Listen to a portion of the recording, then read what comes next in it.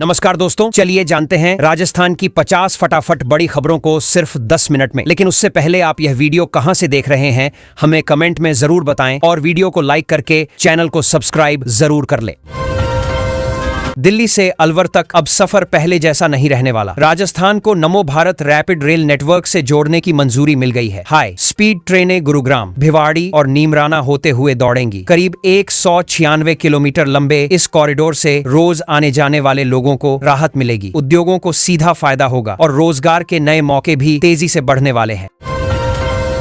अचानक बदले मौसम ने राजस्थान को तंदूर जैसा बना दिया है। नौतपा शुरू होते ही 22 जिलों में भीषण लू का अलर्ट जारी कर दिया गया। कई शहरों में तापमान 45 डिग्री के पार पहुंच चुका है। मौसम विभाग ने लोगों को दोपहर में बाहर निकलने से बचने की सलाह दी है। सूखी हवाओं और तेज धूप ने आम जिंदगी को काफी मुश्किल बना दिया है।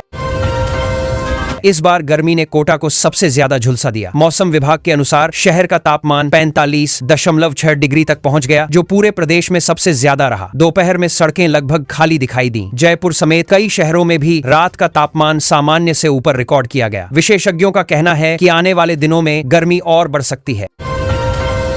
पानी की परेशानी से जूझ रहे इलाकों के लिए बड़ी राहत की खबर आई है। सरकार ने राम जल सेतु लिंक प्रोजेक्ट पर तेजी से काम शुरू कर दिया है। करीब 9,000 करोड़ रुपए की इस योजना से पूर्वी राजस्थान के 17 जिलों को फायदा मिलेगा। लाखों किसानों को सिंचाई के लिए पानी मिलेगा और करोड़ों लोगों तक साफ पेयजल पहुंचाने की तैयारी शुरू हो चुकी है। सीमा पर सुरक्षा और विकास दोनों को मजबूत करने की तैयारी दिखाई दी। केंद्रीय गृह मंत्री अमित शाह आज बीकानेर पहुंचे और भारत पाक सीमा की सांचू पोस्ट का दौरा किया। उन्होंने बीएसएफ जवानों से मुलाकात की और सीमावर्ती इलाकों के लिए नई योजनाओं पर चर्चा की। इलाके में बेहतर सड़कें और मोबाइल कनेक्टिविटी बढ़ाने को लेकर भी कई अहम फैसले होने वाले हैं। राष्ट्रपति भवन में राजस्थान का नाम फिर गर्व से लिया गया। कला, लोक संस्कृति और समाज सेवा से जुड़ी 3 हस्तियों को पद्मश्री सम्मान दिया गया। वहीं मशहूर विज्ञापन विशेषज्ञ पीयूष पांडेय को मरणोपरांत पद्म भूषण से सम्मानित किया गया। इस सम्मान समारोह के बाद राजस्थान की सांस्कृतिक पहचान को राष्ट्रीय स्तर पर नई मजबूती मिलने की चर्चा तेज हो गई है। गर्मी सिर्फ इंसानों को नहीं, जानवरों को भी परेशान कर रही है। इसी वजह से पशुपालन विभाग ने नया आदेश जारी किया है। अब दोपहर 11 बजे से शाम 4 बजे तक ऊंट, घोड़ा, गधा और खच्चर से भारी काम नहीं कराया जा सकेगा। नियम तोड़ने वालों पर कानूनी कार्रवाई होगी। सरकार का कहना है कि लू से जानवरों की सुरक्षा बेहद जरूरी है। जयपुर के आमेर महल में आज विदेशी मेहमानों की खास हलचल दिखाई दी। अमेरिकी विदेश मंत्री मार्को रूबियो ने किले का दौरा किया और राजस्थानी वास्तुकला को करीब से देखा। खास तौर पर बिना एसी के कमरों को ठंडा रखने वाली पुरानी तकनीकों ने उन्हें काफी प्रभावित किया। अमेरिकी प्रतिनिधिमंडल ने राजस्थान की सांस्कृतिक विरासत और संरक्षण कार्यों की खुलकर तारीफ की।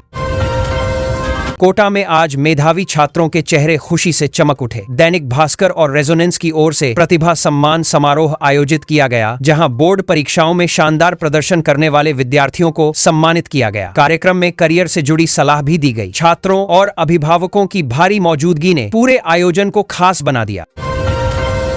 तेज गर्मी के बीच कोटा में एक कार्यक्रम ने लोगों का दिल जीत लिया। प्रतिभा सम्मान समारोह में आए विद्यार्थियों और परिवारों को मुफ्त ठंडी छाछ बांटी गई। वहीं सुविनेत्र चिकित्सालय ने आंखों की जांच के लिए मेडिकल कैंप लगाया। लोगों को धूप से बचाव और आंखों की देखभाल की जरूरी जानकारी भी दी गई, जिससे कार्यक्रम सामाजिक संदेश का माध्यम बन गया।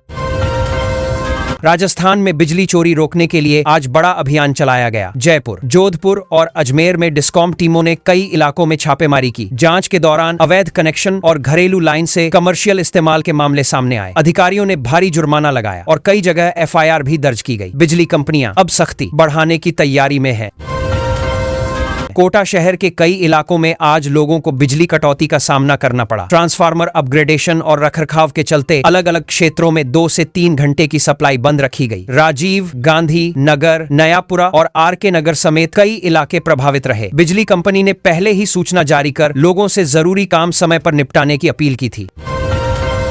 एक छोटी सी गलती लोगों के बैंक खाते खाली कर रही है। राजस्थान साइबर पुलिस ने डिजिटल वेडिंग कार्ड के नाम पर चल रहे नए ऑनलाइन फ्रॉड को लेकर चेतावनी जारी की है। ठग व्हाट्सएप पर एपीके फाइल भेज रहे हैं, जिसे खोलते ही फोन हैक हो जाता है। पुलिस ने लोगों से अनजान लिंक और फाइल तुरंत डिलीट करने की सलाह दी है। राजस्थान की बेटी दिव्या ने संघर्ष के बीच बड़ी कामयाबी हासिल कर ली। सफाई कर्मचारी की बेटी का चयन एशियन कैडेट जूडो कप के लिए भारतीय टीम में हुआ है। सीमित संसाधनों के बावजूद उसने राष्ट्रीय स्तर पर शानदार प्रदर्शन किया। अब वह अंतर्राष्ट्रीय मंच पर देश का प्रतिनिधित्व करेगी। उसकी सफलता के बाद पूरे इलाके में खुशी और गर्व का माहौल बना हुआ है। गांवों में पानी पहुंचाने की रफ्तार अब तेजी से बढ़ती दिखाई दे रही है। सरकार ने बताया कि जल जीवन मिशन के तहत 14.82 लाख से ज्यादा ग्रामीण परिवारों को नल कनेक्शन मिल चुके हैं। दूर दराज के इलाकों में रहने वाले लोगों को अब पानी के लिए लंबी दूरी तय नहीं करनी पड़ रही। ग्रामीण क्षेत्रों में इससे बड़ी राहत महसूस की जा रही है। राजस्थान में सड़क निर्माण को लेकर सरकार ने नए आंकड़े जारी किए हैं। पिछले 2.5 साल में प्रदेश भर में 48,000 किलोमीटर से ज्यादा नई सड़कें बनाई गई हैं। इनमें गांवों की सड़कें, स्टेट हाईवे और लिंक रोड शामिल हैं। सरकार का दावा है कि बेहतर कनेक्टिविटी से किसानों, व्यापारियों और आम लोगों को सफर में काफी आसानी मिलने लगी है। अजमेर दरगाह में गर्मी से राहत देने के लिए इस बार खास इंतजाम किए गए हैं। ख्वाजा मोइनुद्दीन चिश्ती की दरगाह में आने वाले जायरीन के लिए ठंडे पानी के फव्वारे और ऑर्स काउंटर लगाए गए हैं। संगमरमर के फर्श को लगातार ठंडा रखा जा रहा है। प्रशासन चाहता है कि भीषण गर्मी में भी श्रद्धालुओं को किसी तरह की परेशानी न हो। उदयपुर की झीलों को बचाने के लिए नई तकनीक मैदान में उतर आई है। पिछोला और फतेह सागर झील में ऑटोनॉमस मशीनों का सफल परीक्षण किया गया। ये मशीनें पानी में तैरता कचरा और प्लास्टिक खुद इकट्ठा करती हैं। नगर निगम का कहना है कि इससे झीलों की सफाई आसान होगी और पर्यटन को भी नया फायदा मिलने की उम्मीद बढ़ गई है। राजस्थान अब ग्रीन एनर्जी का सबसे बड़ा केंद्र बनने की तरफ तेजी से बढ़ रहा है। सरकार ने जैसलमेर, बाड़मेर और बीकानेर में नए सोलर और विंड पार्कों को मंजूरी दी है। करीब 5,000 मेगावाट क्षमता वाली इन परियोजनाओं में बड़े निवेश होने वाले हैं। आने वाले समय में राजस्थान बिजली उत्पादन के मामले में और मजबूत स्थिति में दिखाई देगा। जोधपुर एम्स में इलाज की दुनिया अब और आधुनिक हो गई है। अस्पताल में रोबोटिक सर्जरी विंग शुरू कर दी गई है। कैंसर, न्यूरो और हार्ट से जुड़ी जटिल सर्जरी अब ज्यादा सटीक तरीके से हो सकेंगी। डॉक्टरों का कहना है कि मरीजों को कम दर्द होगा और रिकवरी भी जल्दी होगी। यह सुविधा जरूरतमंद मरीजों के लिए राहत लेकर आई है।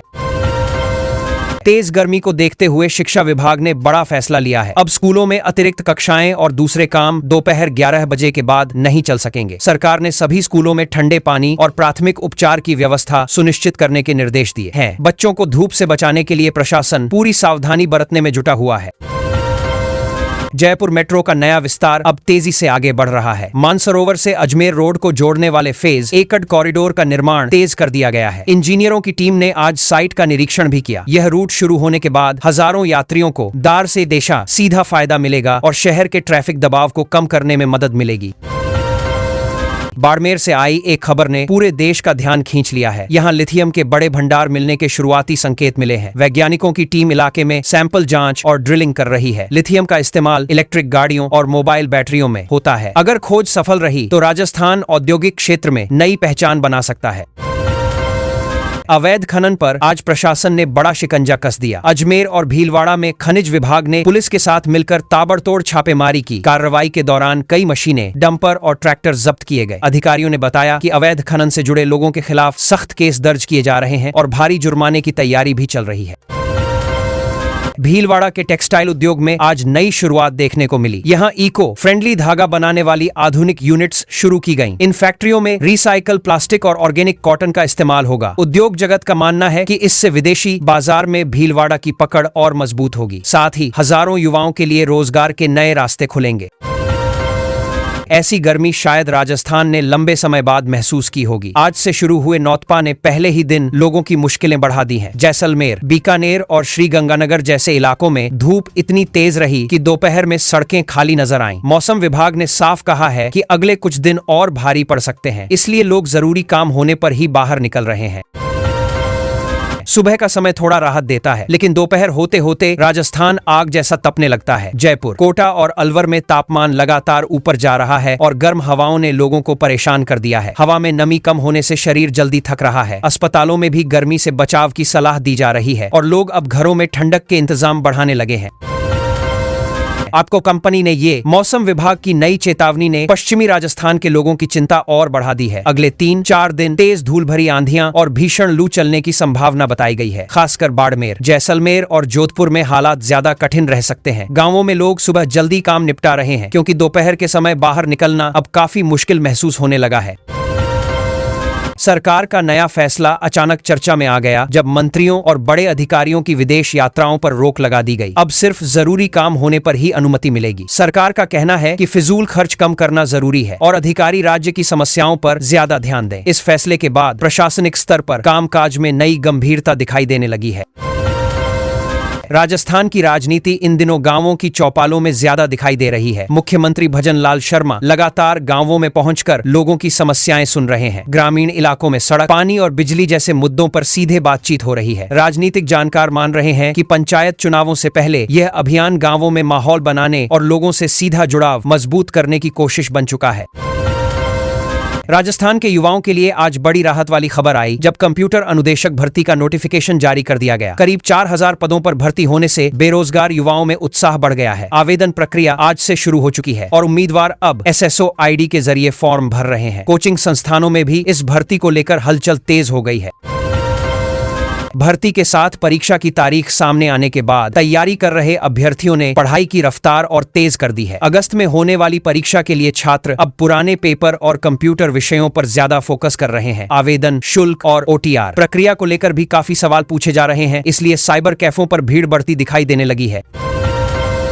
जोधपुर के जय नारायण व्यास विश्वविद्यालय ने नए आधुनिक कोर्स शुरू करने का फैसला लिया है। अब छात्र डेटा साइंस, आर्टिफिशियल इंटेलिजेंस और रिन्यूएबल एनर्जी जैसे विषय पढ़ सकेंगे। विश्वविद्यालय का मानना है कि आने वाले समय में इन क्षेत्रों में नौकरी के अवसर तेजी से बढ़ेंगे। छात्रों और अभिभावकों ने भी इस फैसले को समय के हिसाब से जरूरी बताया है।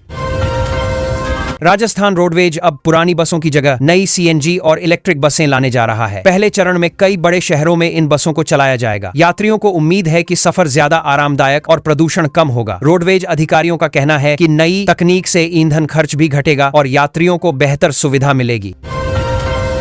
कोटा में पढ़ाई कर रहे छात्रों के तनाव को कम करने के लिए प्रशासन ने नई पहल शुरू की है। हॉस्टलों और कोचिंग संस्थानों में योग, संगीत और मोटिवेशनल गतिविधियां कराई जाएंगी। बच्चों के खाने और रहने की व्यवस्था पर भी अब ज्यादा ध्यान दिया जाएगा। अभिभावकों को उम्मीद है कि इससे छात्रों को पढ़ाई के साथ मानसिक राहत भी मिल पाएगी। राजस्थान के बाजरा किसानों के लिए सरकार नई प्रोत्साहन योजना लेकर आई है। अच्छे बीज और आधुनिक कृषि यंत्रों पर भारी सब्सिडी दी जाएगी ताकि उत्पादन बढ़ सके। गांवों में कृषि अधिकारी किसानों को मिट्टी जांच और संतुलित खाद उपयोग की जानकारी दे रहे हैं। किसानों का मानना है कि इससे खेती की लागत कम करने में मदद मिल सकती है। भीलवाड़ा में नया इको फ्रेंडली टेक्सटाइल पार्क बनाने की तैयारी शुरू हो गई है। इस पार्क में कपड़ा उद्योग से निकलने वाले पानी को रिसाइकिल करने की आधुनिक व्यवस्था होगी। उद्योग जगत का कहना है कि इससे पर्यावरण को नुकसान कम होगा और हजारों युवाओं को रोजगार भी मिल सकता है। स्थानीय व्यापारियों ने इस परियोजना को बड़ा कदम बताया है। गर्मी के मौसम में बिजली की बढ़ती मांग को देखते हुए राजस्थान सरकार ने अतिरिक्त बिजली खरीदने का फैसला किया है। ऊर्जा विभाग का कहना है कि गांवों और शहरों में बिना रुकावट बिजली देने की कोशिश की जाएगी। लोग भी उम्मीद कर रहे हैं कि इस बार लंबी कटौती से राहत मिलेगी, क्योंकि नौतपा के दौरान बिजली की जरूरत सबसे ज्यादा बढ़ जाती है। बीकानेर तकनीकी विश्वविद्यालय ने छात्राओं के लिए नई स्कॉलरशिप और मेंटरशिप योजना शुरू की है। आर्थिक रूप से कमजोर छात्राओं की फीस माफ की जाएगी और उन्हें कंपनियों से जोड़ने की तैयारी भी की जा रही है। ग्रामीण इलाकों की कई छात्राओं ने इसे बड़ा अवसर बताया है, क्योंकि अब तकनीकी शिक्षा हासिल करना उनके लिए पहले से आसान हो सकता है। चित्तौड़गढ़ दुर्ग को प्लास्टिक मुक्त और व्हीकल जोन बनाने की तैयारी शुरू हो चुकी है। अब किले के अंदर डीजल और पेट्रोल वाहनों की जगह इलेक्ट्रिक गाड़ियां चलेंगी। पर्यटकों को भी साफ सफाई का विशेष ध्यान रखने के लिए कहा जा रहा है। प्रशासन का मानना है कि इससे ऐतिहासिक धरोहर को सुरक्षित रखने में काफी मदद मिलेगी। भरतपुर के केवलादेव राष्ट्रीय उद्यान में पक्षियों के लिए पानी की व्यवस्था फिर से बेहतर की जा रही है। गर्मी बढ़ने से कई तालाब सूखने लगे थे, इसलिए अतिरिक्त पानी छोड़ा गया है। वन विभाग का कहना है कि इससे प्रवासी और स्थानीय पक्षियों को राहत मिलेगी। पक्षी प्रेमियों को उम्मीद है कि इससे उद्यान की प्राकृतिक सुंदरता भी बनी रहेगी।